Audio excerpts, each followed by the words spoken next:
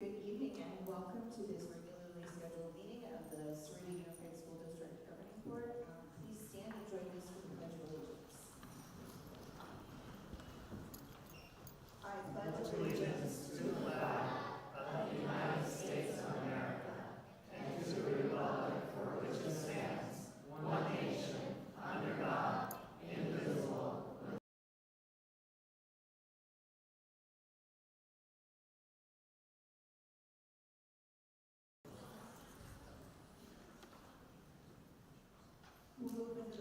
Call. Ms. Palacios. Governing Board President Denise Reese. Here. Governing Board Clerk Dr. John Sparks. Present. Governing Board Member Anthony Bruno. Present. Governing Board Member Raul Rodriguez. Present. Governing Board Member Amy Petersmark. Present. District Administration Dr. Manuel Valenzuela. Present. Chief Financial Officer Ms. Lisette Huey. Here. Assistant Superintendent Ms. Darlene Robinson. Assistant Superintendent Scott Downs, absent. Thank you very much. We'll move into the approval of the agenda. Dr. Valenzuela. Yes, ma'am. President Reese, members of the board, after your review and consideration, I'd recommend approval of the agenda as it was revised. We have a recommendation. Do we have a motion? So moved. Second. It's been properly moved and seconded. Is there any discussion? Seeing none, we'll proceed to vote. All in favor say aye. All opposed, same sign. Motion carries. We'll move into the approval of the minutes. Dr. Valenzuela. Yes, ma'am. President Reese, members of the board, you have in your packet draft copies of the minutes from the regularly scheduled meeting of the board way back on September 10th, 2025. And after your review, I do recommend approval at this time. We have a recommendation. Do we have a motion? So moved. Second. It's been properly moved and seconded. Is there any discussion? Seeing none, we'll proceed to vote. All in favor say aye. Aye. All opposed, same sign. Motion carries. All right, we'll go ahead and move into the superintendent report. Dr. Valenzuela. Yes, ma'am. Thank you. I have a few exciting things to share. First of all, I'd like to let you know that the Sahuarita Unified School District will be proudly represented this Saturday in the Phoenix area. I think it's the Madison Arts Center, where they will hold the education version of the Oscars, the ceremony to recognize outstanding teaching across the state and announce the winner of the 2026 Teacher of the Year, one of whom is a teacher here in the Sahuarita Unified School District. Ms. Joseph teaches special education at Copperview, and we wish her well. I will mention that 3 of the finalists are from Pima County. So we're, of course, very proud of that. And we're also very proud that 3 of the top 15, the candidates, the top 10 semifinalists, so Mr. Ben Garland from Sahuarita High School, Ms. Becky Hill from Monza Trail, and of course, Ms. Joseph. So Sahuarita will be well represented, and the Sahuarita Caravan will be led by Assistant Superintendent Robinson. Mary Jo Boyder's going. I believe Principal D'Souza's going. Who else is going, Darlene? Dr. Ralston. Dr. is also Ralston. gonna be there. So we will be in full force. Very proud of that. Recently, we had the opportunity to install the new A+ School of Excellence, the big banner, the big sign at Wrights and Ridge. This is the new AEF logo. So it's the first one of ours, and it will not be the last. I'm quite confident of that. But we're very proud of Principal Lizardi and her team at Wrights and Ridge. This big sign is on the west side, so people driving by the freeway and the road there, they can all see and share in our joy and our pride. This morning, I had the opportunity, along with President Reese, to attend the annual military inspection. All I can say is thank you to Commander Brad Roberson, our senior naval science instructor, and our new naval science instructor, Master Gunnery Sergeant Jason Dow. They do an amazing job with these young people in this citizenship development program. They did a pass and review. They did a whole drill process. They did unarmed drill, armed drill, and these young men and women are amazing. They're disciplined. They have an amazing bearing. They demonstrate amazing teamwork and just such poise. It just makes you really proud and also very optimistic, frankly, about the future of our country because whether they serve in the military or not, they're developing outstanding citizens and outstanding character. So kudos to our ROTC program.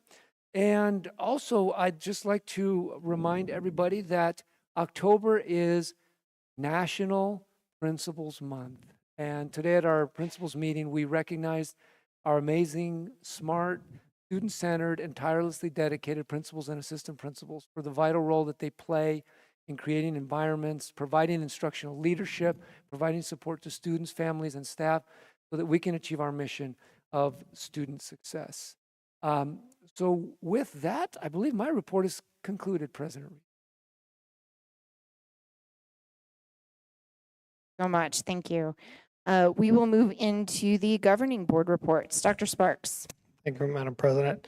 Only that I've been able to attend 2 bookend band competitions and football games at both SHS and Walnut Grove, but it's always good to see young kids from all over the state come to competitions here in our community and be here at our high schools and do well. And just excited about the weather cooling off and looking forward to that favorite holiday of many children at the end of this month, Halloween. So I hope everybody's safe and enjoys that. But that's all I have tonight. Thank you. Thank you very much. Mr. Rodriguez. Thank you, Madam President. I had the pleasure of going to Constitution Day last month in Vail, Acacia Elementary School. Constitution Day allows 5th graders to compete in 2 events, one's for drawing and the other's for an essay over the First Amendment. I just want to say Sahuarita crushed it. We took home first place in the drawing and in the essay. And we also have we're very fortunate we have a singer in the audience today.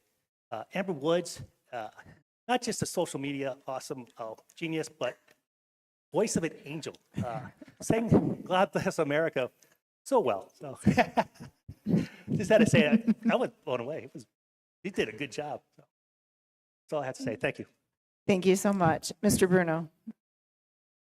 So as we look at our students all across the county and the state and what we do, I had the pleasure of attending the Sahuarita Fire Department pancake breakfast.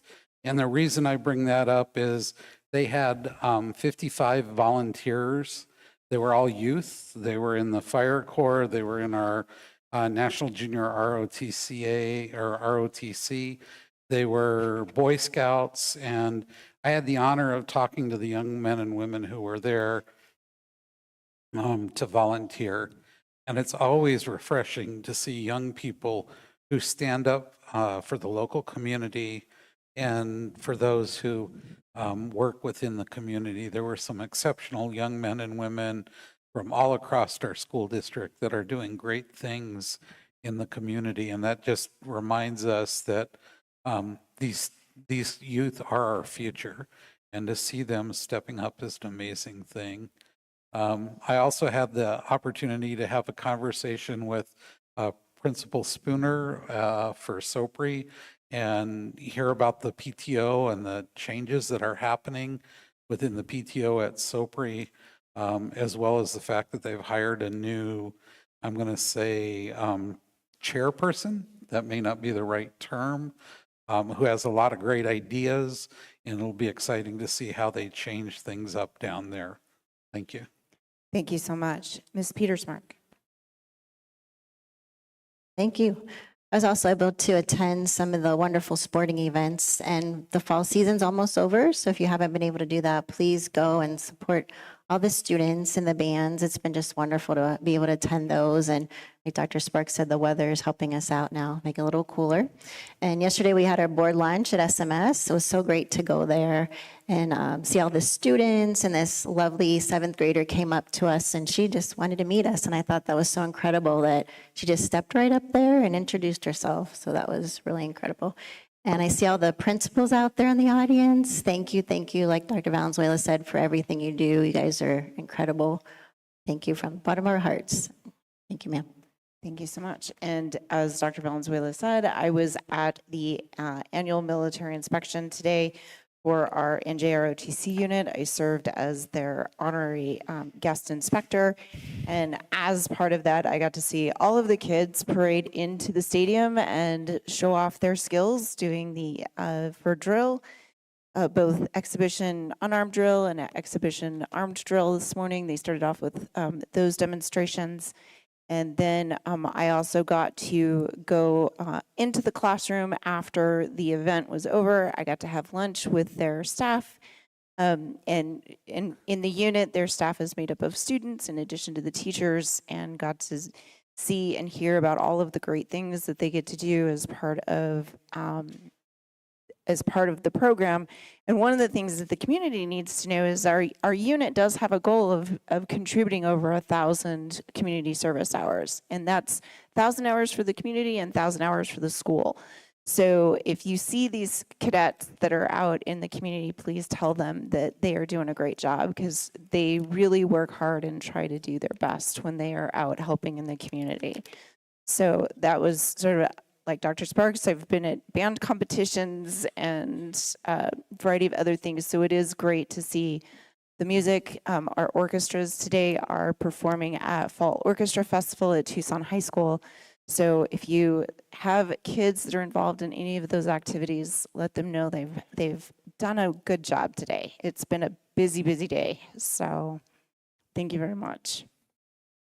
We will go ahead and move into our recognition of community staff and students. We'll start off with our staff recognitions. Dr. Valenzuela.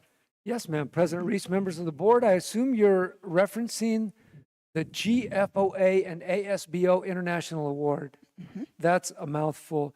You know, if you like sports like me, you probably, whether you like these teams or don't, but you kind of expect that the Los Angeles Dodgers are going to be in the World Series. I see signs up there, I know. He's a fan. And in football, I know it's a little different this year, but recently you kind of expect the Kansas City Chiefs are going to be standing, one of the last two teams standing, whether you like them or don't. And it's kind of unfortunate, because you know that a tremendous amount of work goes into not only achieving excellence, but sustaining excellence. And it speaks to a culture that is reflective of that standard. So you've, in the past, this board has been recognized, this district's been recognized by the government, check me, Lizette, Government Finance Officers Association and the American School Business Officials International for excellence in financial reporting and best practice. So everything from procurement to fixed assets, to budgeting, to payroll, and it goes on and on. School finance is really complex, but I really appreciate Lizette's vision as the senior leader there, which is we don't just do business, we drive the mission of student success. And our business tools, our dollars, are tools. We are first and foremost, we are stewards of the public's trust and of the public's dollar. And it's our duty, it's our honor, and it's our responsibility to use that to drive the mission of student success. And so this award that has been bestowed on the district is very well earned, but I think it's reflective of more than that. And so I'd like to ask Lizette to kind of talk a little bit about the award and kind of the work that her and her amazing team do. Absolutely. Thank you, Dr. Valenzuela. And like you mentioned before, this is something that we've had in our district for many, many years. And I'm just grateful. And tonight I am going to share just a little bit of history and a little bit of information about our team, because I can't do it alone. We can't do anything alone. And I'm grateful that our team is here to be recognized, because it's the day-to-day operations that really truly make a difference in what we do every single day. So I'm asked many, many times what the GFOA represents. And basically, it's the Certificate of Achievement is the highest form of recognition in government accounting and financial reporting. Its attainment represents a significant accomplishment by a government and its management. It reflects excellence, transparency, and accounting in financial operations. I want to take this opportunity to recognize the exceptional work of the business services team, which includes business services, warehouse, food service, transportation. I see some transportation folks up there. The dedication of their accuracy, attention to detail, This team is, excuse me, this team brings to their daily operations are critical to a smooth operation of our district and directly affects our mission, like Dr. Valenzuela mentioned. Whether they're ensuring their daily deliveries of supplies, counting miles, processing payroll accurately, managing vendor relationships responsibly, working with School Facilities Board to fund all of our capital needs, preparing grants and financial reports with precision. Every task performed by this team contributes to the efficiency, transparency, and accountability of our district operations. These daily efforts are the foundation of our continued recognition of this GFOA and accounting recognition. Not only do these accomplishments reflect this team's professionalism and expertise, they also play a very critical role when we're selling bonds. And so we get this award represents, or the reporting represents, all of our finances so that when we do sell bonds, we get the best rating. So on behalf of the district, I sincerely want to thank all of our business office team, like I said, including warehouse, food service, and transportation, for their professionalism, their teamwork, and unwavering commitment. Their contributions make a meaningful difference every day, and their dedication is the cornerstone of our district's success. So thank you.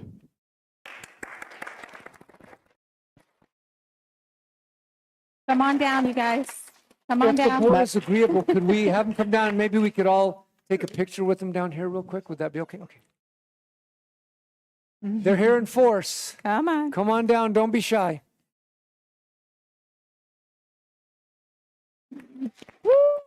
You make me proud. Take everyone's. Is that, Thank you guys. if you guys could just line You up. guys are awesome. You guys are awesome. You guys rock. You guys are awesome. Thank you guys so much rock. for everything. You guys rock, You Lawrence. guys are awesome. Thank you. Thank you guys for being here. You guys are awesome. You guys are the best. The best. You guys are awesome. Thank you guys so much. How are Appreciate you? you. ¿Cómo está? So Good to very see much. ya. You guys are How awesome. are you? You guys are Aw. awesome. Thank you. Thank you for Thank you being for here. everything. Thank you. Hey, Mr. Mike, Thank you guys. you're Thank awesome, you for no matter being what you anybody guys. says. Thank you so You're much amazing. for everything. Stanley, thank you, sir. You guys Okay, are awesome. who's gonna do the honors? The little one. There you go. Go right in the middle. Squeeze in so we can take a quick picture. Come on. I'm going to stand next to Lizette over here. Okay, Lizette. Come on, So come on. proper. No, go ahead. I have heels. You don't need to worry about me. Come on. Come on. There.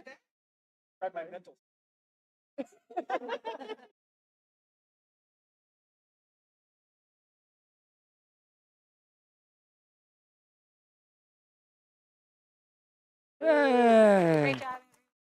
Congratulations. Congratulations. Congratulations. That was very nice, Lizette. Very nice.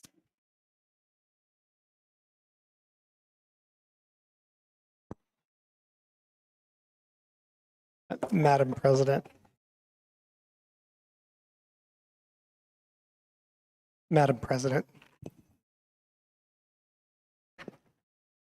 Thank you. I think, so I've sat up here for over a decade, and I think we have a lot of people here tonight, and I think sometimes we forget as we go through our day the amount of money and responsibility for that money that kind of passes through the school district at any given time. Unlike many other forms of education, this institution is responsible for every penny. And I mean, there is no like, oh, we're off a few cents. Literally, Mrs. Huey and her team knows where literally every penny is. And we're accountable, and you can look that up. There's a public database. You can say, how much did we spend on maybe not toilet paper, but it's pretty close, like cleaning supplies. And I think we get used to this award. Ever since I've been here, we've had excellence in accounting. And having received the phone call from the accounting firm that's doing the audit that says, hey, do you know of anybody that's, misusing funds? And having to answer that, signing the dotted line to say that I don't know of any, and I think we're not. And I just want to say that out loud, that the work, this is, and all of you here, sometimes a thankless job, because people call and they're like, why didn't you give me my money?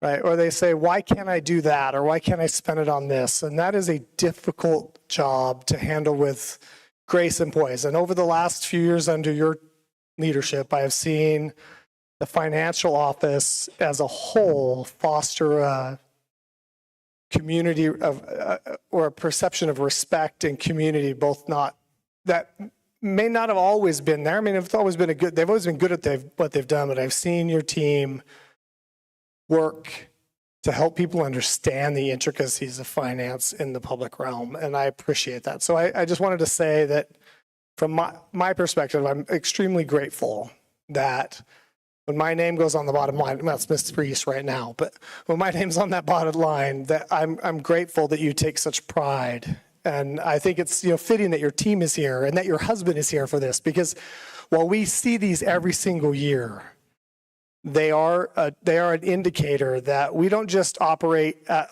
a high level. It's a very high level, especially with districts in the state right now in receivership, closing. This is a difficult job, so thank you. And thank you for letting me pontificate on that a little bit and stand on my soapbox, but I know I speak for everybody. Grateful for the effort and work that you all do. Thank you for what you do every day. Absolutely. Yes. Okay. Mr. Bruno. Sort of want to add to what John mentioned in that this district has grown. It has grown considerably. When you look back 40 years till now, our department had one person in charge of finances. I've sat on this side of the board for a number of years on and off. And I have seen the growth in the department, and to see staff come on, to see accounting staff come on and having the right people in the job, that all falls to Lisette. And then to make sure the money is in the right place. Not only do I want to thank all the staff who are here from the accounting department, but their leader. I greatly appreciate the work that all of you do in keeping us all on an even keel. Thank you.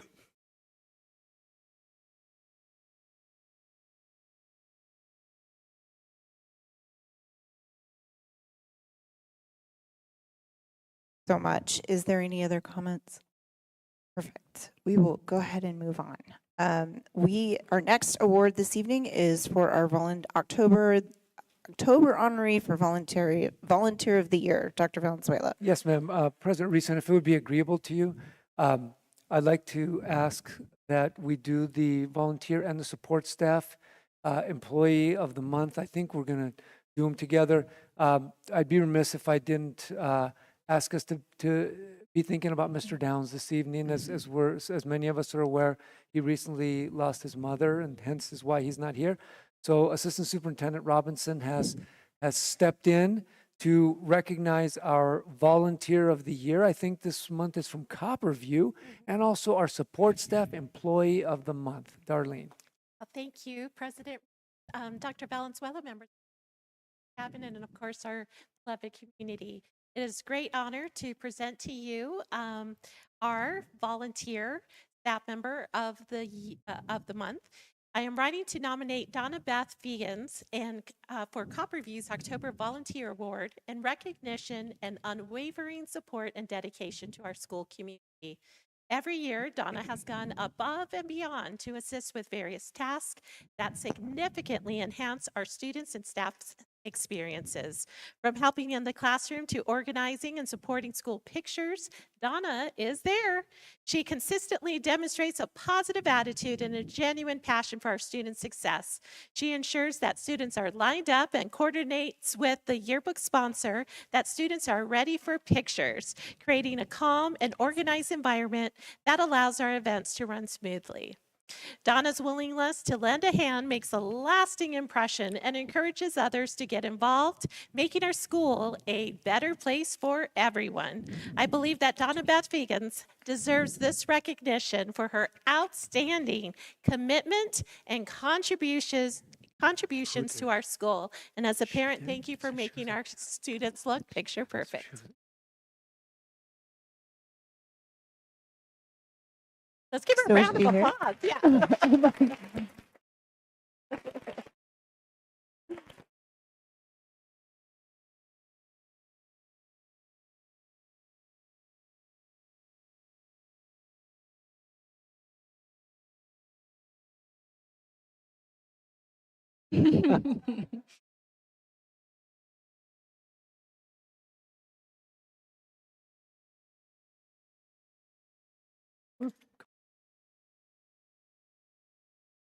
Thank you for making a difference.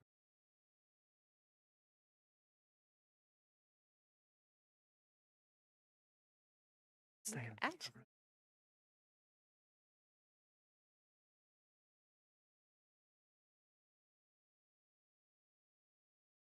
And next we'll deal with, or we'll move on to the support staff. Yes, Honoree. yes. Okay. Correct. Dr. Reese. Yes, Dr. Reese, Master of all things, President of the Board. Okay. I'll take the promotion. It is my pleasure to read this nomination for Mr. Ramon Andrade, Facility Director. Mr. Andrade has nominated Gilbert Robles as Sahuarita Unified School District Support Staff Member of the Month. Yes.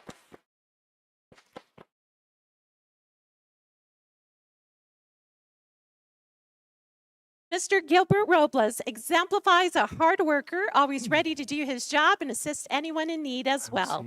Gilbert has been with the district for over 17 years and has consistently gone above and beyond his regular duties. He is always willing to help regardless of who it is, custodians, ground staff, maintenance, or others, and is committed to being there regardless of the time or circumstances. He always strives to get the job done to the best of his ability. Gilbert treats everyone with equal respect, whether they are teachers, students, parents, principals, supervisors, or coworkers. For these reasons and many others, we would like to nominate Gilbert Robles as the Employee of the Month for October. Join me for a round of applause.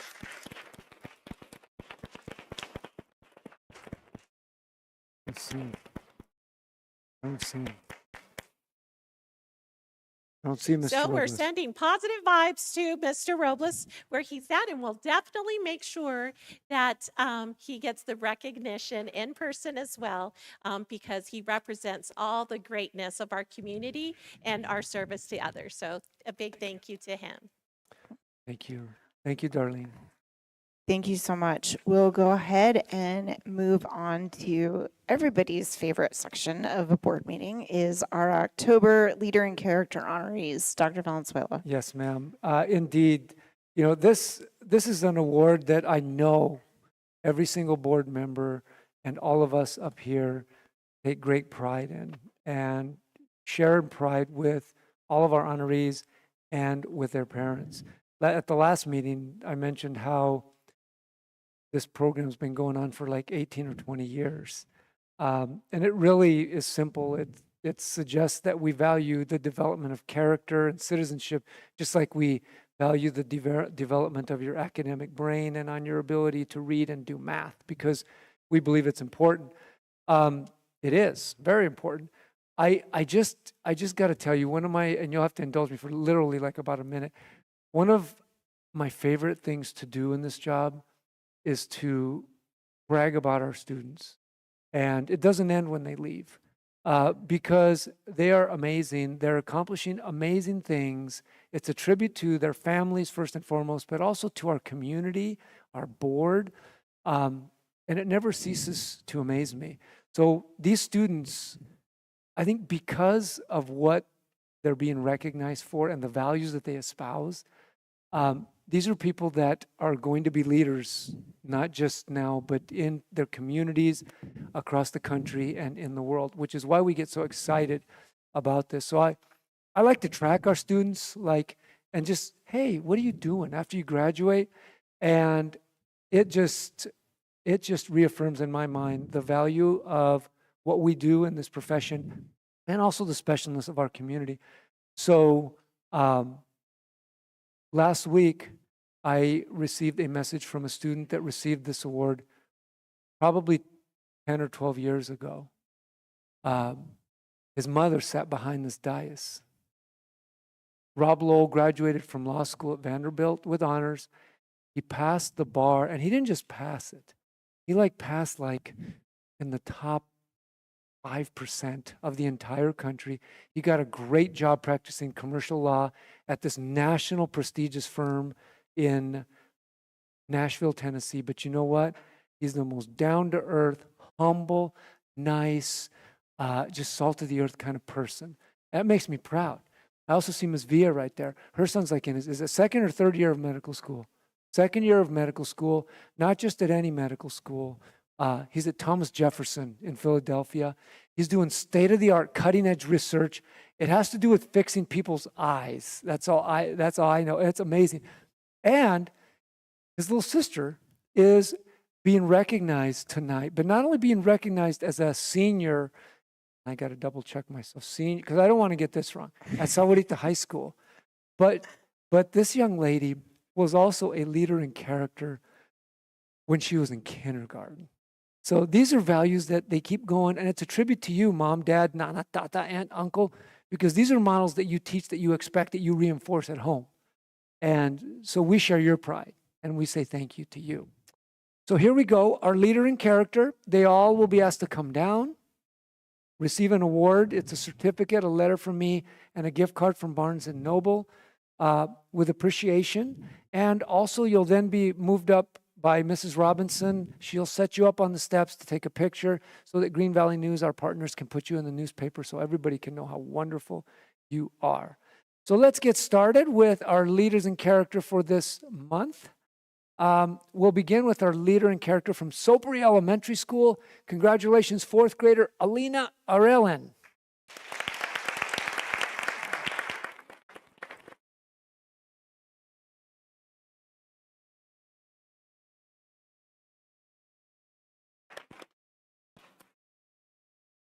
Way to go, Alina. We are very proud of you.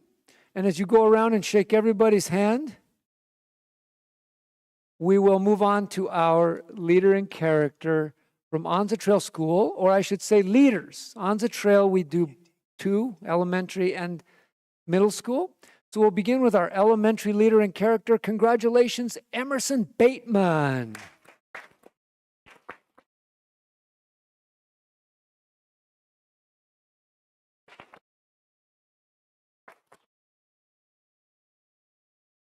Congratulations, Emerson, and we recognize one of your teammates from Anza Trail.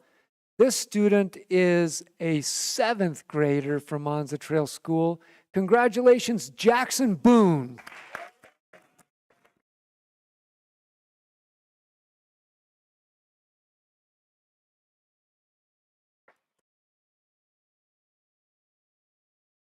Telling you, we have amazing young people here, and I am so proud of them. We will now move on to our leader in character from Sahuarita Primary School.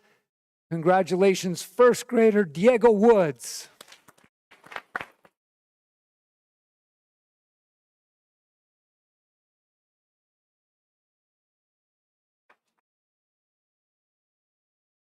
Way to go, Diego. We're super proud of you. And we're also proud of our next leader in character, who's a 4th grader from Sahuarita Intermediate School. Congratulations, Zayla Hutchinson.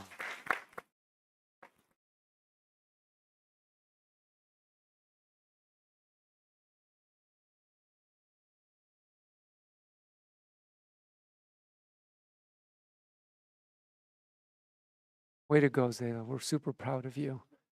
And we will now recognize our leader in character from Copperview School, and this student's in kindergarten. Congratulations, Cortez Harrison.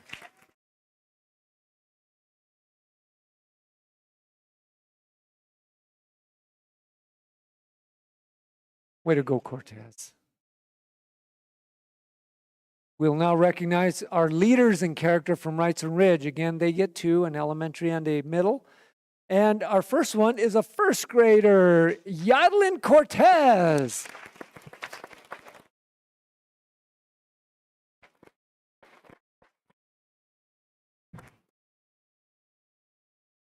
Proud of you. Our next leader in character from Wrightson Ridge School is a seventh grader. Congratulations, Mariana Cervantes Reese.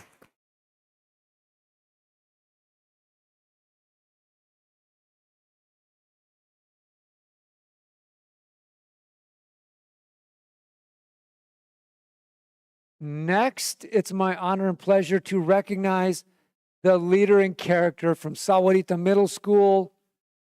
Congratulations, eighth grader Mason Goodmanson.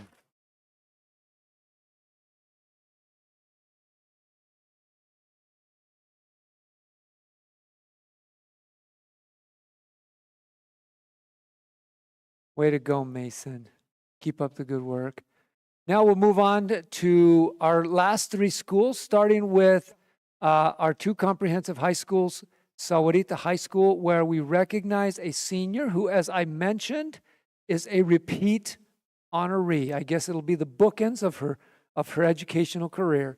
Congratulations, Jade Villa from Sahuarita High School.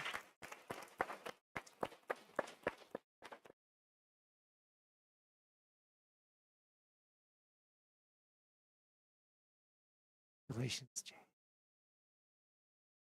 And the honoree from our other comprehensive high school, Walden Grove High School, is also a senior. Congratulations, Elise Smith.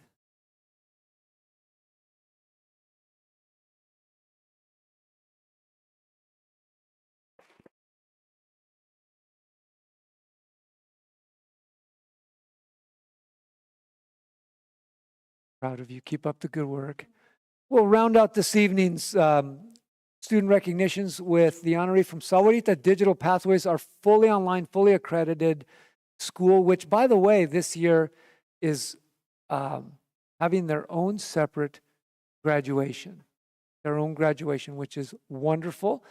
This month, though, they're recognizing a leader in character who's in the fourth grade. Again, that program is K through 12. And this month's honoree from SDPA is a fourth grader. Congratulations, Tayden Richardson.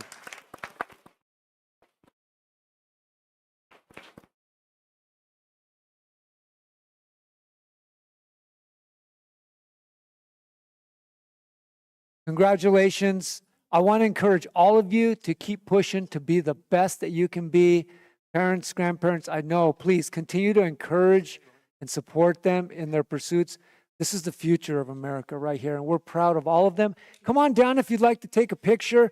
We'll take the official picture as well, and then you're free to stay, but we know there's homework and other things, so you're free to go at this point as well. But come on out and let's take this picture and give them one more round of applause.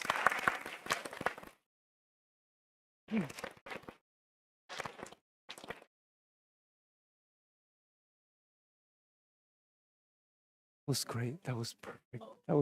Yeah. She told you? Really? She showed you the picture. That was perfect into the story. You shaking his head. That, you know what? Say yeah. Especially since they sponsor the program.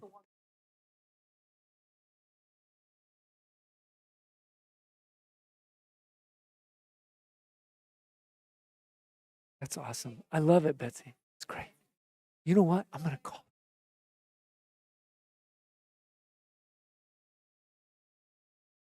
Betsy.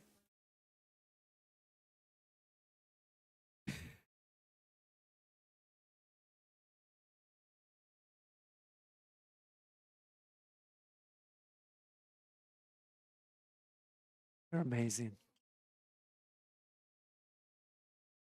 Thank you. You got to be very, very proud. Very proud.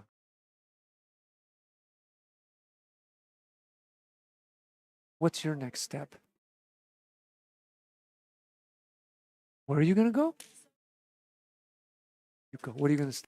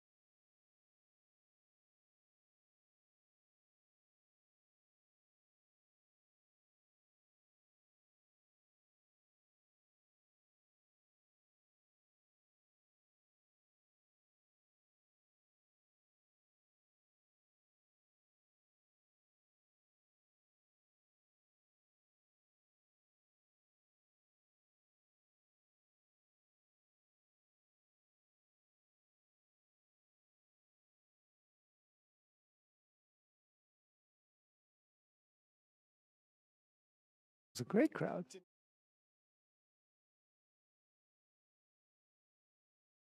Hey, she's got the gavel. She can be very formal if she needs to be, right?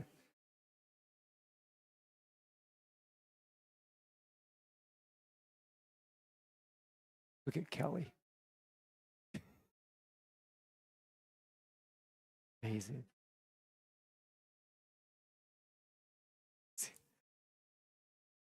Please pause.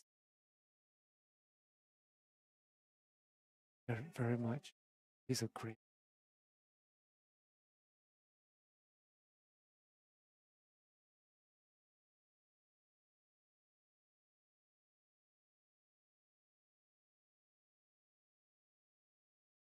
Congratulations. Good night.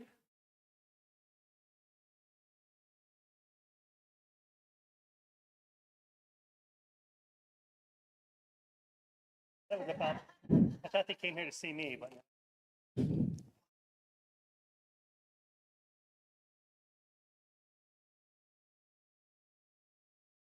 It is dead quiet.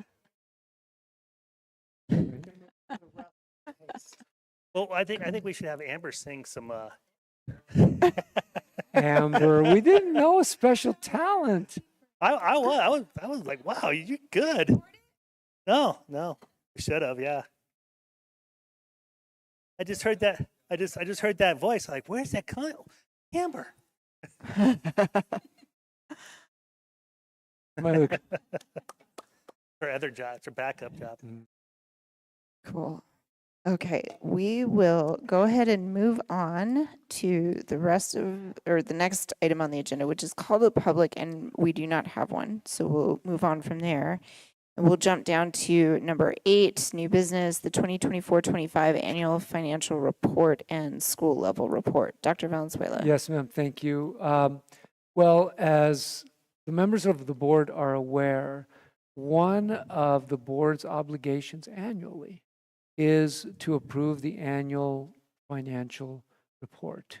Congratulations, there is a statutorily required deadline of midnight, October the 15th, and we are a little more than T-minus 5 hours, so we got plenty of time. Ask all the questions you'd like to ask. As that will be in a few minutes? Yeah, well, I can tell you where Lizette has been almost indefinitely for the past, as far back as I can remember, weeks.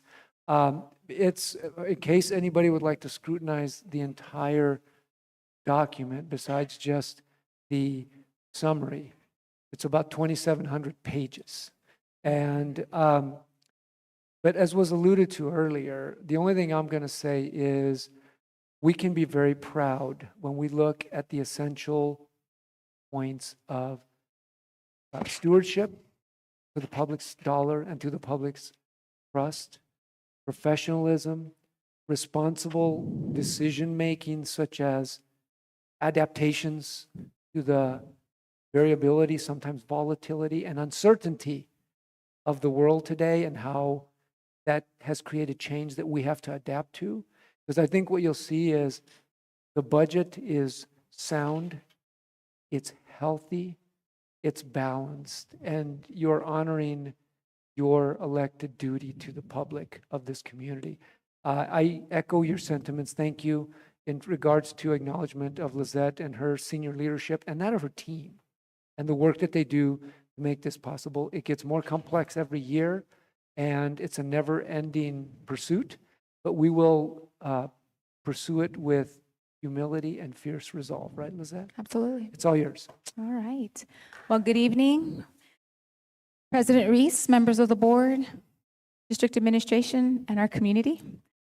Tonight, I'll be presenting and recommending approval of the 2024-25 annual financial and school level reports. As Dr. Valenzuela mentioned, it's a detailed report and it can be found in your board packet. And tonight, I'm going to be giving a very simplified version of the AFR. This slide here is basically the statute that Dr. Valenzuela was mentioning, and that we are required to prepare and submit the annual financial report and school level report by midnight tonight. So you know where I will be right after this board meeting. And what is the AFR? The annual financial report is a year-end review of all of our expenditures for prior year. So everything that ended on June 30th, 2025. It is by expenditure, by category, by function, by object code, by school.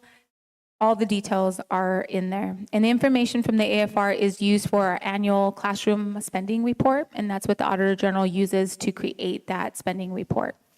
The school level report has always been part of the AFR. The Auditor General is asking us to just call it out separately, so that's why you see both of them asked for separately. The next item is just a reminder of all the regulations, and these are not all of them, but these are the major ones that, like Dr. Sparks mentioned, they're the rules of accountability standards that we have to abide by. And and before you is just a sample of those regulations. The next slide is basically, I know you've seen this before, it's our life of the budget. And basically, we're always operating into 3 fiscal years. We will be ending 2025 and then jumping, we are already in 2026, but we are also thinking about 2027 and, to be honest, even 2028. So we continuously look at all of those budgets at one time. The next slide is just some small, it's more the detail of what goes into it. So our general ledger consists of 4,920 purchase orders, 195,337 transactions, 37 federal and state grants. So all of those are managed by our office, but also our directors as well that manage all of those grants. And so they also have to do a large number of reporting in regards to the systematic and the projects that go into it. We look at the finance portion of it, and we work together to submit all of those regulations and get our money actually, so that we can get it back from the state or the federal government.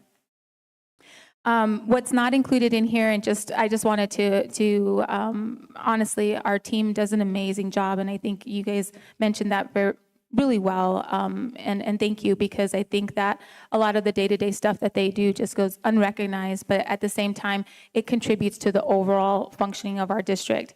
I wanted to highlight tonight Florence Lopez, who was here, part of that team, and she does our building renewal grants. And in 2025, we actually received $659,981 in building renewal grants. And that is the most, I think, that I could look back, have ever gotten. And so those are very competitive. There's not a lot of money at the state budget for building renewal. And her success in receiving those monies have really helped us in our budget, in our current fiscal year 25 budget, going into 26, and I'll share a little bit about that here. But again, there's a lot of financial accountability and fiscal management of all of these monies. The next slide, the AFR also talks about transportation. Some of our funding comes from our transportation and the miles that we travel every day. And so this year we travel, it's approximately 2,774 miles a day.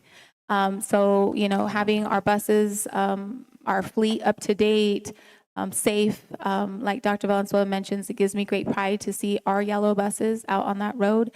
Just knowing that they're maintained. We make sure that their safety is on our buses. And so it's equivalent to, if you think about, putting it into perspective, it's like driving from the Sahuarita School District to Brunswick, Maine every single day. So if you look at it in that perspective, we just drive a lot of miles, and so we carry a lot of precious cargo. But those miles are counted daily, and that's what we submit for funding as well, and the number of students who we transport as well.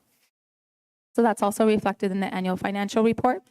The next item is our payroll. 80 to 85% of our budget is based off of payroll, our salaries and benefits. And so our major expenditures is payroll. And so the accuracy of our payroll department, Ashley Clifton and Melissa Jaramillo, who were here today, they're the two ladies behind the scenes. And really, we really work really hand in hand with human resources, because the information that they give to us is what we process to make sure that the things that people get paid accurately. They also process W-2s and all of our deductions and pay taxes and all of those things. So just much gratitude to them, because there's a lot of operations that go through that office. The next slide is our food service. Part of our AFR talks about our food service and how many meals we serve throughout the year. And in 2025, we served 756,874 meals and snacks. The reason I left 2022 on there is because we are 42% free and reduced in our district total. Some schools are higher, some schools are lower, but overall we're about 42% free and reduced. And the reason I left 22 there is because that's the year that the government paid for all meals, and those were free. And so you can see when we served about 1 million of those meals, compared to what, if you have to go through the approval process and get approved for free and reduced, that includes paid lunches as well. We served a significant less amount of students. And so it just goes to show that my hope is one day that all meals will be free again. But I just wanted to bring that up as an example. I think that's telling. The next slide is basically the details of the maintenance and operation budget. So compared to fiscal year 24, we spent $49,447,159, which is about 3.8% over prior year. So the blue indicates our 25 fiscal year compared to 24. And again, you can just see the significant difference in each of those categories. I would say the biggest one was due to our raises and our benefits. So overall, again, we spent 3.8% more than the prior year. The next slide is our maintenance and operation, but this is the category for expenditures by category, which talks about salaries, benefits, purchase services, supplies, and other. And so again, our salaries and benefits is most of our budget. So you'll see those amounts reflected there. Also, the purchase services include ESI, so contract for teachers, subs, retirees coming back and working for the district. That's included in the purchase services. And then lastly, what went down compared to prior year was some of the supplies, not by a lot, but there's some supplies that went down. And I mean, my hope is that it's reflective to the electronical resources that we have now in our district, and that we're utilizing more computers and software and things of that nature, that we don't need a whole lot of regular supplies. So that's my hope of why we're a little less than we were last year in supplies. The category labeled as other shows a slight increase this year, and that's just part to internal purchases of transportation, food service, and other items that we do within our internal fund. The next slide is just a comparison. We affectionately call this the Kevin Opolka comparison chart. And so this basically just shows the comparison of how our trends are throughout the year. So we compare it to 2024. The 2024 is the orange, and then the 2025 is the blue. And you can see there, I mean, the pattern is very consistent. There's not a lot of change from one year to the next. The next item is our DAA, so that's our district additional assistance and our total expenditures. And it was interesting normally these expenditures are higher, right? Because this is all your capital, your furniture, your equipment, any renovations and things of that we have. And so this is our expenditure, and you can see we spent less. It's about $850,000 less than prior year. And in the beginning of my presentation, I mentioned that we received some building renewal monies. So normally we would be using our capital monies for those building renewals. And in addition to that, we've worked together very closely with IT, who they put in a grant for E-rate. And so we received E-rate funding. And so instead of using our DAA funds, we were able to use other resources other than our DAA to capture some of those. And those are big expenditures. And so total between E-rate, building renewal, adjacent ways, we saved about $850,000. So that's why you see the decrease in our capital expenditures, because we still spent them. They were just spent differently, and we were able to keep those monies because these monies do carry forward to this current fiscal year so that we can attend to the needs of this fiscal year as well. So I thought that was a good highlight to show. And with that, that concludes my presentation, and I'll turn it over to Dr. Valenzuela for his recommendation.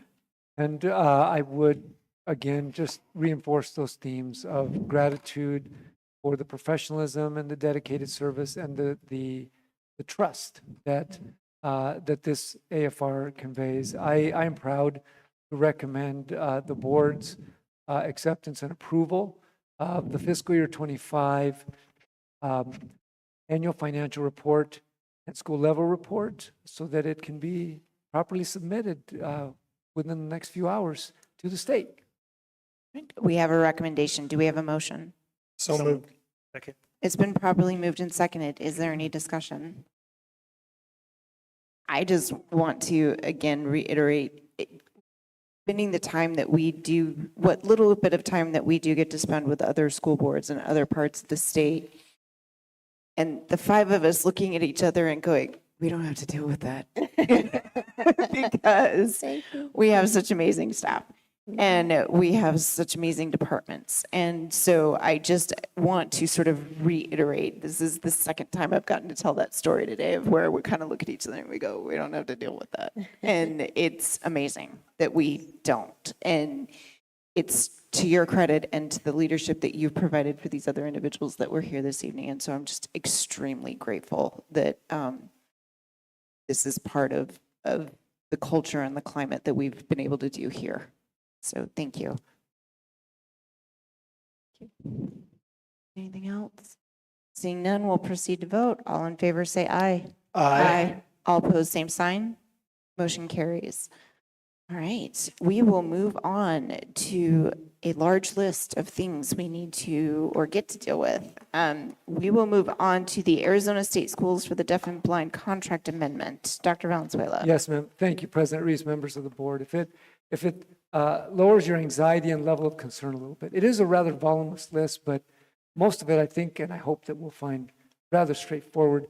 For example, the Arizona State School for the Deaf and Blind has been providing services to the public schools in the state beyond just their own resident program through the Southeast Regional Cooperative.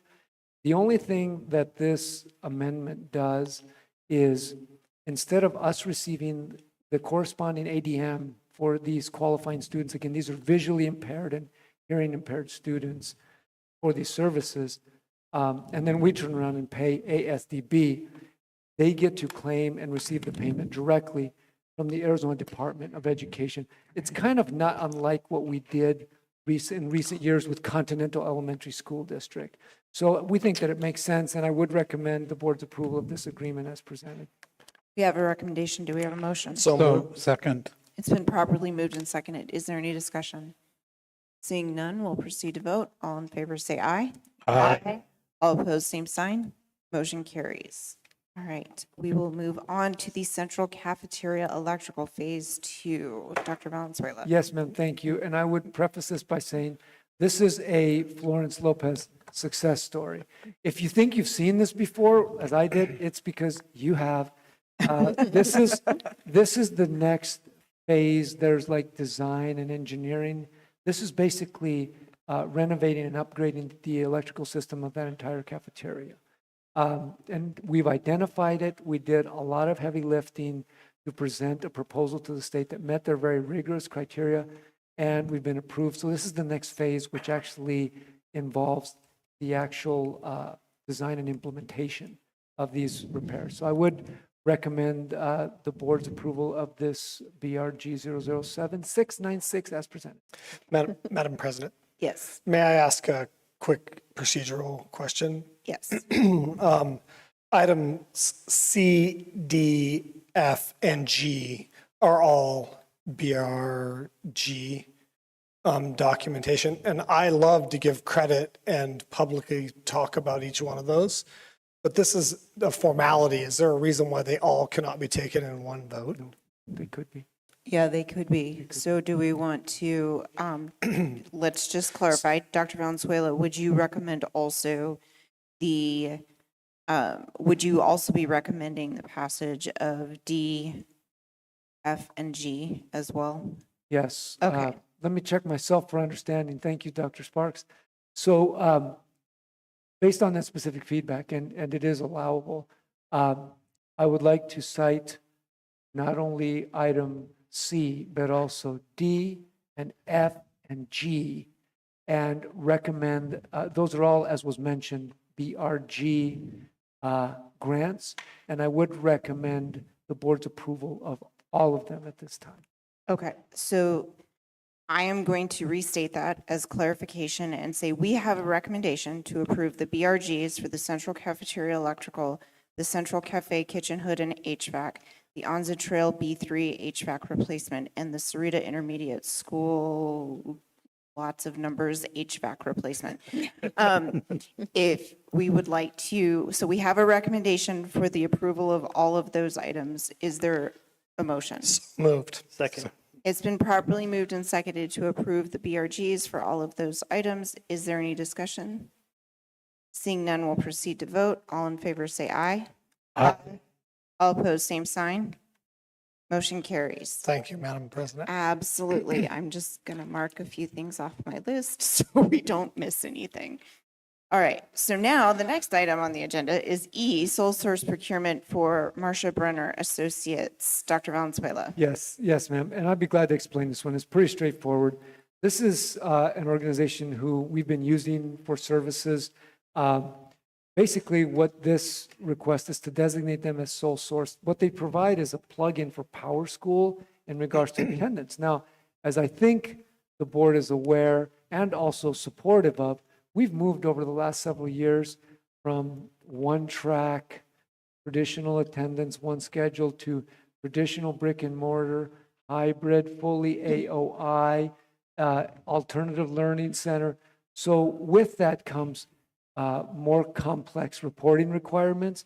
And so this attendance plugin supports that reporting. And since Power School, which is our student information system, is and has already been designated as a sole source provider, and since it makes sense to support the seamless integration of these functions with those two systems, it justifies designation as sole source. So I would recommend the authorization of Martha Brenner Associates as a sole source provider. We have a recommendation. Do we have a motion? So moved. Second. Okay, it's been properly moved and seconded. Is there any discussion? I don't have any discussion specifically about using this particular individual, but I do want to put a quick shout out to all of our attendance clerks at our schools. I just heard the most horrifying story out of another Pima County district. The parent had a medical appointment for her child, got to school just as the bell rang, and was told to go back to her car for 10 minutes because they could not mark him tardy with an excuse until 10 minutes had elapsed. And I went, you have got to be kidding me. That is ridiculous. So whatever she's doing and whatever she's doing to help make our system work, and God bless our attendance clerks, because I'm grateful we don't have to deal with that ridiculousness. So just, thank you. It kind of goes back to that accountable for every penny. We're accountable for every minute. Yeah. And Yeah. while you say that, and I appreciate that, and I am sincerely grateful for the board's awareness. I think it speaks to your visibility and your involvement, but your awareness of how complex these things can be.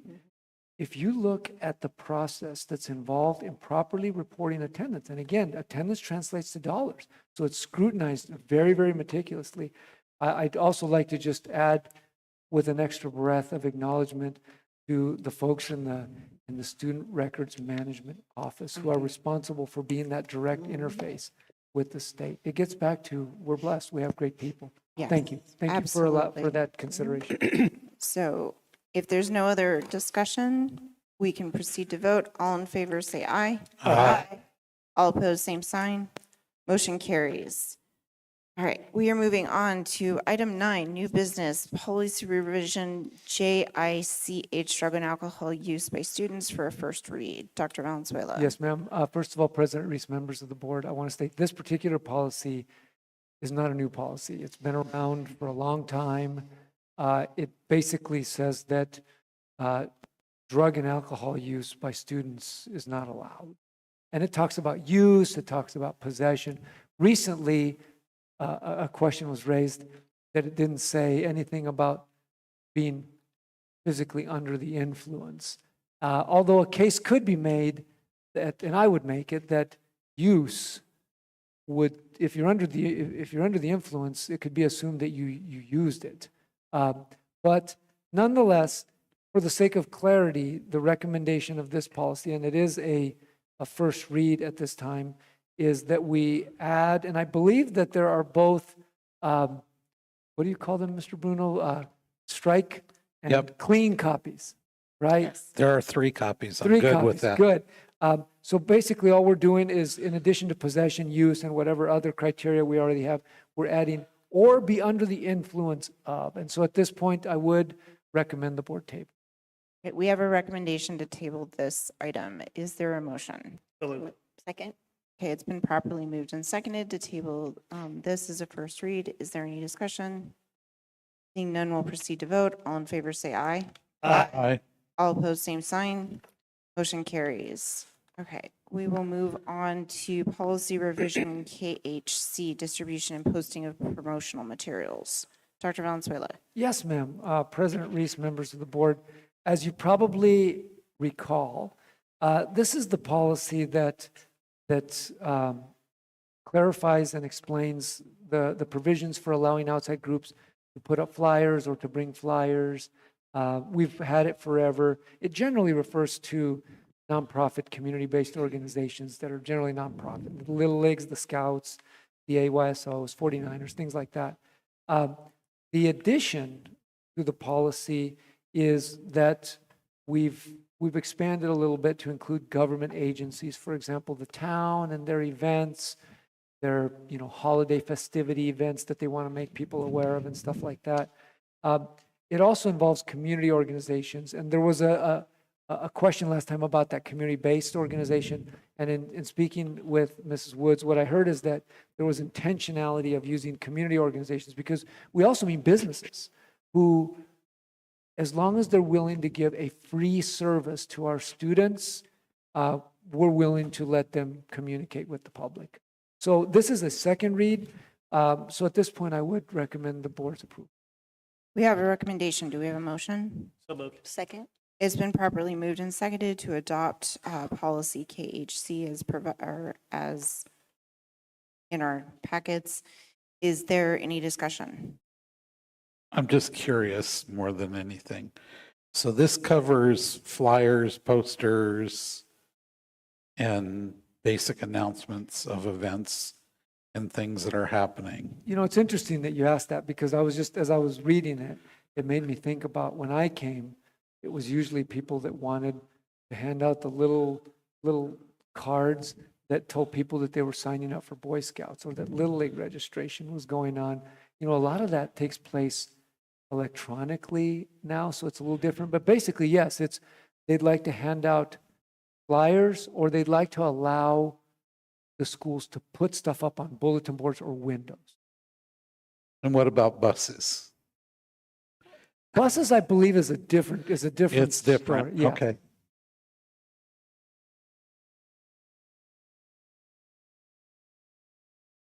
Scrutiny when it comes to anything on the buses, so they do operate differently. I fully understand that. Yes, sir. Been there before. Okay. Okay. But Any just- other? I was just going to say, I think I'm glad this exists, because in my past, I remember counting how many classrooms were in a school and making packets so that when we brought the for Boy Scouts of America, when we brought the flyers, we sat down and there was a single packet for every teacher, so no one had to sort. They literally just stuck it in the box. I'm trying to make the process easy, but I'm glad all this, because it still does reach an audience that may or may not get reached by mail or TV or whatever. And I'm trying to read the fine print. But we still have a blurb we put on the bottom of them, correct? Yes, sir. Okay. The one that is not sanctioned or, yes. Yep, It's okay. provided as a public service. Yes. Perfect. Any other discussion? Seeing none, we'll proceed to vote. All in favor, say aye. Aye. All opposed, same sign. Motion carries. All right, we will move on to policy revision KJA, relations with booster organizations. Second read, Dr. Valenzuela. Yes, ma'am. Again, this is a policy that came through us directly through the Arizona Auditor General. I think in general, from the Auditor General, in general, I believe that it is good. It's a step forward. It was also validated, and in us looking through every possible lens, we also consulted with our professional accounting firm at Heinfield and Meach. But here's why I think in general it's good. Number one, and this is about the relationship with boosters. First of all, I know what a vital part of our program success is supported by our booster organization. I know, for example, that this Saturday, the baseball program is having a big golf tournament where they're going to raise several $1,000s to enhance these programs for our kids. I know these boosters are vital. And so I want to support them. And all this, first of all, it simplifies and it makes things a little clear. What this policy does, one, is I think it creates a little more level of separation between the district and these booster organizations who, although they are there to support the mission of the district, that's their sole purpose, they do operate, they have their own boards, they're incorporated, organized on their own. So that's nice. It also soundly puts the district in a little different role in terms of any obligations or responsibilities to these organizations. So number one.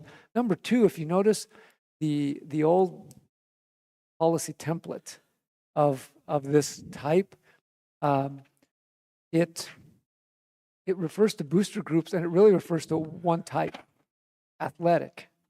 Although I've learned just in conversations with individually with some of the members of the board, we have boosters for multiple sports, for multiple music programs. We have PTAs and PTOs, and I've learned we have a booster for the National Honor Society. So that's a good thing, that it's a little more accurate. And the other thing that they included is this idea that as a point of ideal practice, it makes sense to try to refrain from having school employees, that would be any of us, or governing board members like all of you, serve as officers on these booster groups. And I think it's understandable the rationale about how there could be a perception of entanglement, of a conflict of interest. So it's more of a protective step. So that's basically the gist of these adjustments and the revisions. I think it's generally good. This is the second read, so I would recommend the board's approval of this policy KJA at this point. We have a recommendation. Do we have a motion? So moved. Second. Okay, it's been properly moved and seconded. Is there any discussion?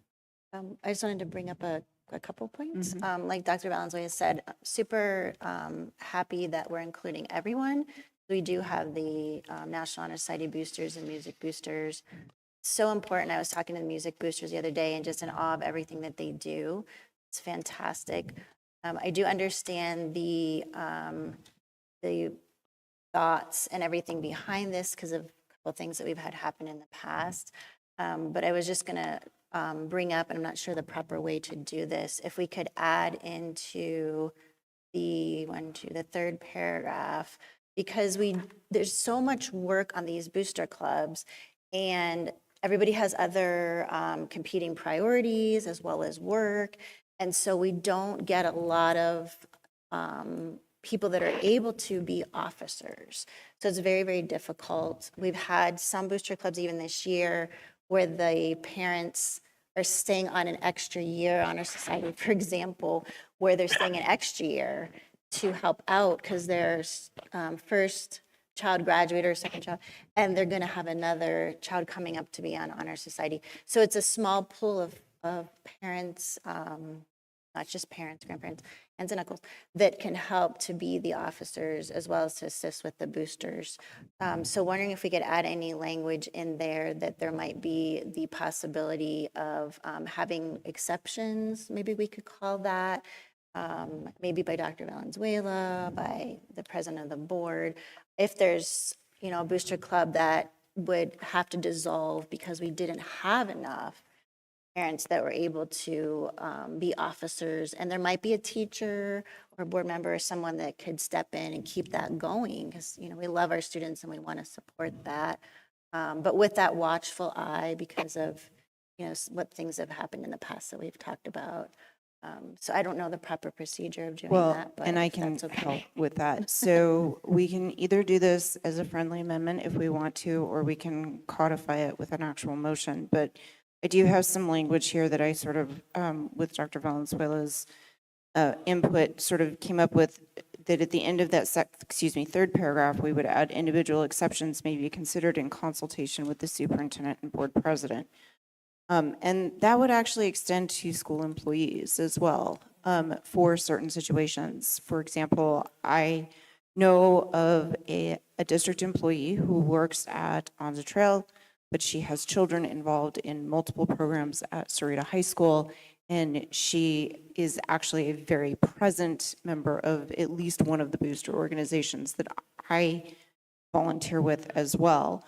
I would just, if that's okay with the other members of the board, if we could add that sentence in, or I can put it forth as a formal motion as well, depending on the pleasure of the board.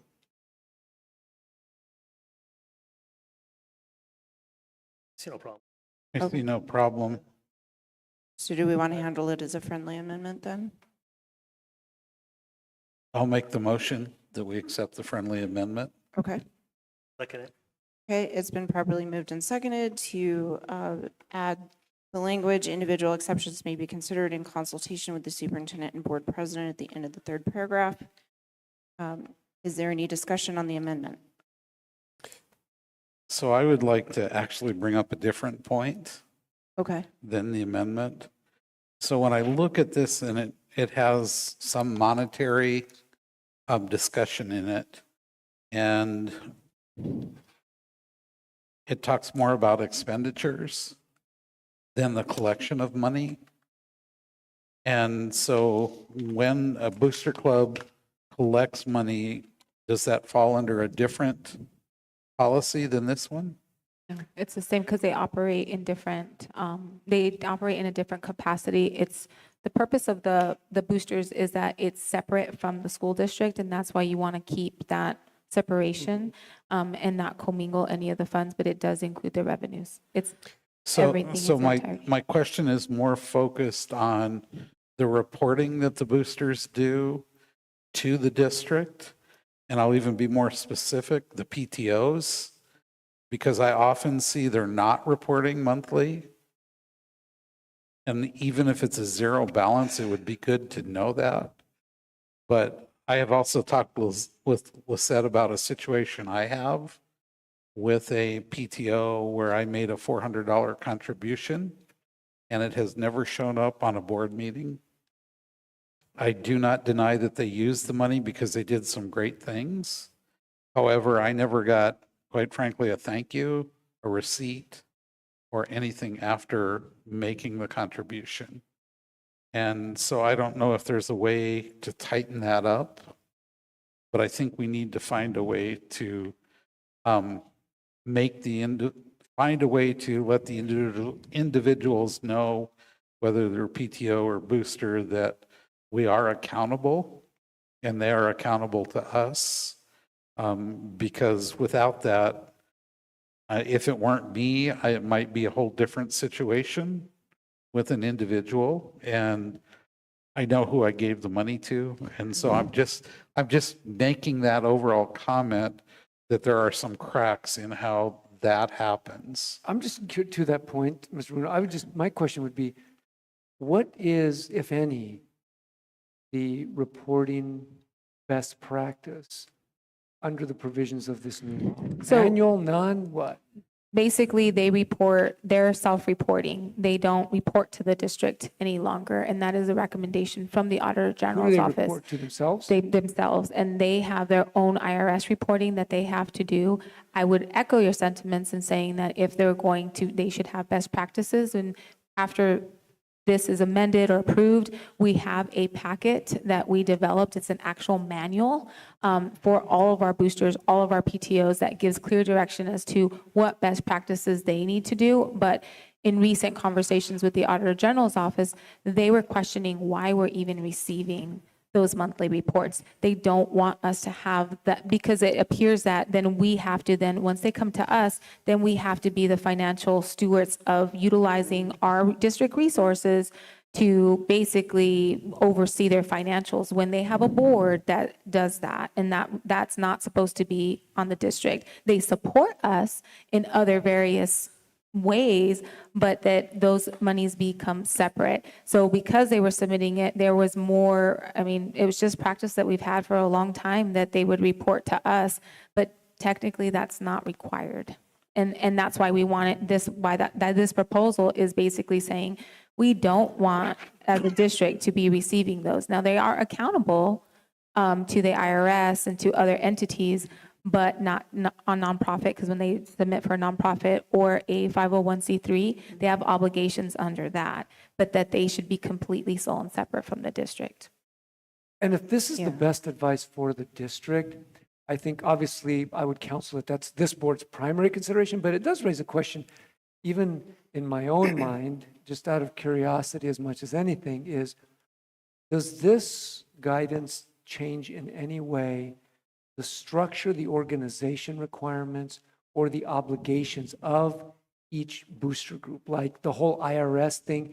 Are these things that they've always had to do? Okay, so there's nothing new in terms of obligations upon the booster organization? No, if anything, what it does change is the obligation for them to give us all of their financials and it be under scrutiny from us, because that's what the Auditor General doesn't want, us to scrutinize their financials, because they're supposed to be sole and But separate. if They have we a board put it for on that. them, they're responsible directly for their own reporting to the IRS, which is something that they've always had to do anyway. Absolutely, absolutely. Yeah, And so, but our packet that has all of it's a handbook that we developed in cooperation with our audit firm of all of the best practices, so that we can coach, teach, and show because when you have a lot of people that may be doing this 1 year, they don't know. And so we want to be able to give them some basically best practices. This is, what you're going to be required. These are IRS requirements. These are things that you need to do to make sure that an activity is board approved. You're going to do a fundraiser, things of that nature. So there's some overlap, but at the same time, it's just more of clarity so that they can maintain their records separate from the district. So really, the advice we're being given is hands-off. Yes, that's the advice we're giving. Dr. Sparks, you've had your hand up for a Madam while. President, I just want to make sure that as we talk about this, I have a couple points. I'm okay and I'm supportive of the caveat that the superintendent can make an exception. But my experience is that when organizations fail to muster the adequate leadership structure to maintain, they should go away. They should dissolve, despite the pain that causes us. Because we start it, we put our soul into it, we help it, we get it out, we raise money, we do good things.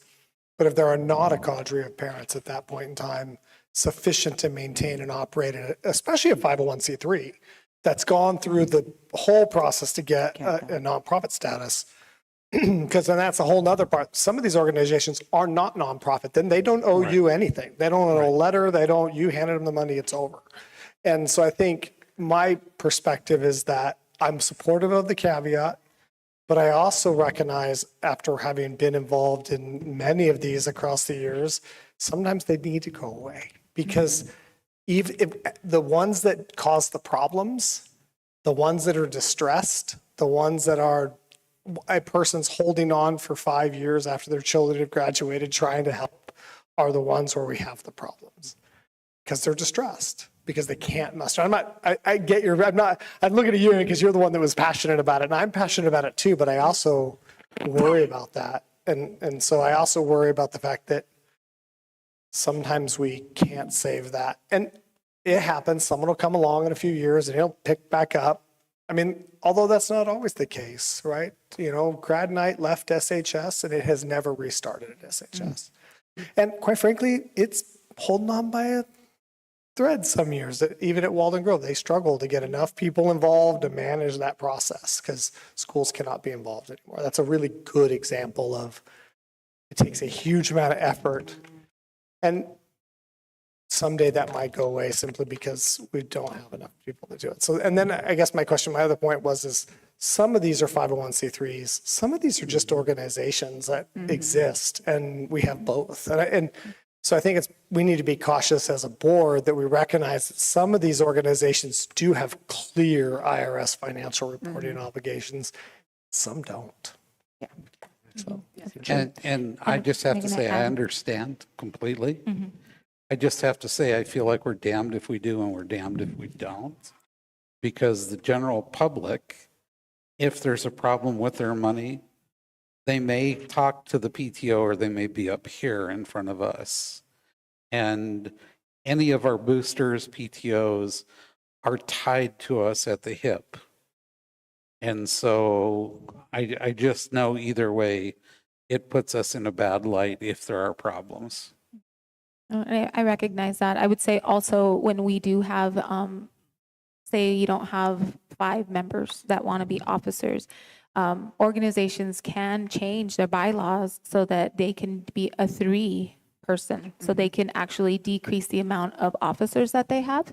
That might help, and we give that advice too when they call to the district office and they said, we just can't get that 5th member. And so we'll say, we'll take it down to 3. That's maybe a recommendation. You can do that. You have to go through the process of changing your bylaws and updating them, but it can be done. So those are best practices. Another thing is that we want our staff to be a part of those boosters. I mean, I'm a parent too, and I think they depend on us a lot. And also as a parent, you want to be involved. And I would say I recognize that, but at the same time, you can still be involved, maybe just not as an officer. And that's a recommendation from the Auditor General's office because of some of these reasons. But there's other ways, is what I'm saying, if there can't be officers to still participate really heavy, just not be the official officer. So the motion on the floor is the amendment to add the language following the sentence in the 3rd paragraph. Is there any further discussion on the amendment? Okay, seeing none, we'll proceed to vote on the amendment of adding the additional language. All those in favor say aye. Aye. All opposed, same sign. Motion carries. So now the motion on the table is to approve policy KJA as amended. So is there any further discussion on proposed KJA with the amendment included? Seeing none, we'll proceed to vote. All in favor say aye. Aye. All opposed, same sign. Motion carries. Okay.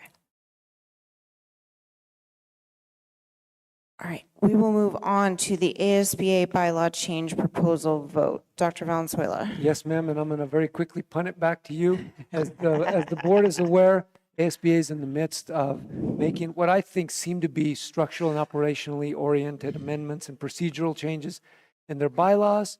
And as members of the body, I would turn it over to you. All I know is they'd like a vote so that Betsy can give them the board's determination. So with this turning back over to us, in addition to the district's vote, we also need to authorize Betsy to cast our vote. So if we want to take that in one or two, whichever we want to do. Dr. Sparks? Make a motion that we vote to amend the bylaws as proposed by ASBA, and we authorize Mrs. Betsy Palacios to enter that vote. Okay. Second it. All right, it's been properly moved and seconded to approve the bylaw changes and authorize Betsy to, Ms. Palacios, to cast our vote. Is there any discussion over the bylaw changes? I think they're all very appropriate. Yeah. They need to be done. I mean, they trimmed it way down from last year. These are structural. They're very, I mean, benign is a strong word, but they're very kind of linear and direct and really need to be done to keep the health of the organization consistent. I agree. I went through them again today and concur with that, that it just really seems to be, as much as anything, is really cleaning up the language of the bylaws. And there's minor clarifications, like if things are ratified in an emergency, or done in an emergency, how do they get ratified? I mean, just to kind of make sure that the executive committee is accountable to the board, and the board is accountable to the organization. Yep. Any other discussion? Seeing none, we'll proceed to vote. All in favor, say aye. Aye. All opposed, same sign. Motion carries. Next item on the agenda is our consent agenda. Dr. Valenzuela. Yes, Madam President Reeves, members of the board, you have a list of items that qualify and may be considered in a comprehensive motion, and I do recommend this evening the approval of the consent agenda in its entirety.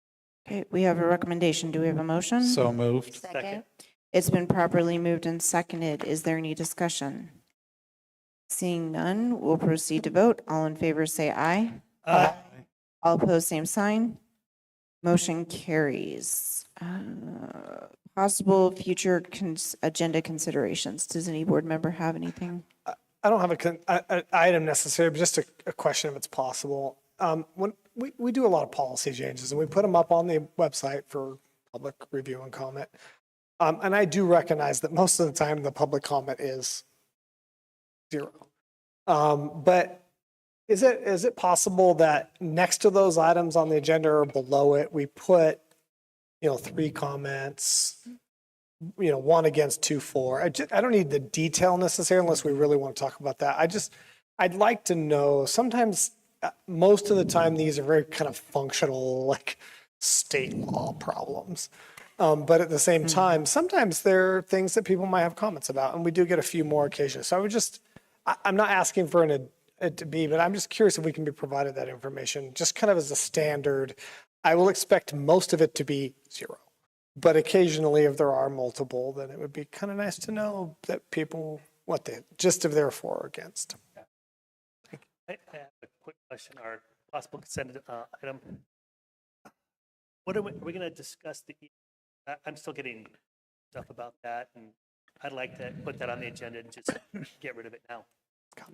I think it's scheduled for our November meeting. Okay. Perfect. So we will then establish our next board meeting on October 29th at Sopry Elementary School in Amato. So for members of the public that are interested in attending that one, please make sure that you don't come here. We won't be here.